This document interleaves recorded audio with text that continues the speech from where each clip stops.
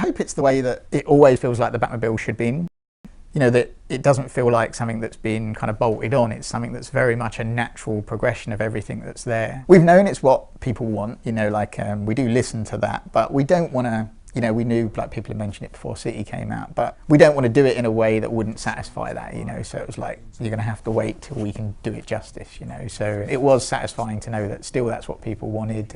People on the forums have always sort of, it's the #1 feature request.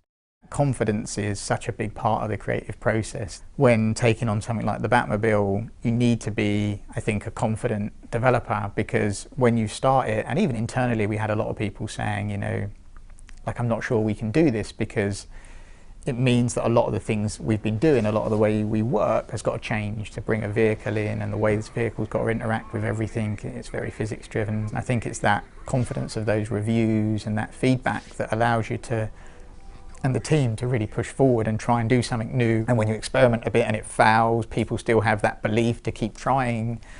And I think if you lack that confidence, you can give up early and then think, well, we won't go there. Why don't we do what other games are doing? You know, why don't we, I like that system in that game, why don't we use that?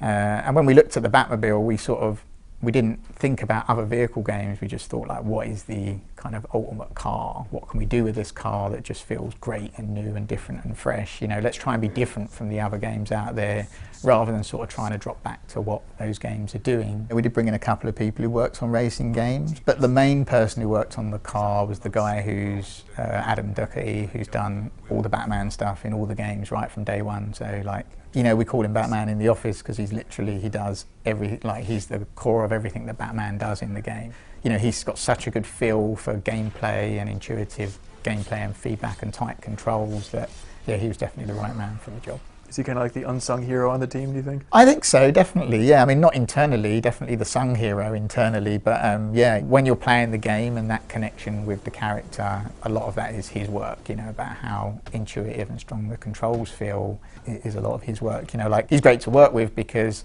you know, I have ideas, I speak to him and he makes my ideas good. So we always come back to that thing of, is that the Batman experience? Like, does that make me feel like Batman? And if the answer is no, it's like, okay, well, this is a headache, but it's a good headache, you know, because it's the kind of creative headache that hopefully makes your game stand apart.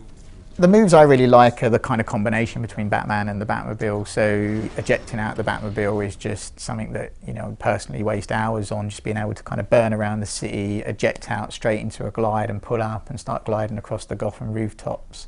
Just really makes you feel like Batman. You know, it feels like something he would do in the Batmobile, and that the way the Batman and the Batmobile combine, rather than either of the two things in isolation, is, I think, the thing that I'm really happy with, because I think it's that combination which is unique, the two things kind of sparking off each other. And it's where most ideas come from, really, is just thinking, that's what I want to do when I play, you know, like, I'm driving, I want to be gliding. Well, what would be super cool is if I could just eject. And then I go and speak to Adam, and then Adam puts it in and makes it look really cool and makes me look good, and that's kind of the way it works.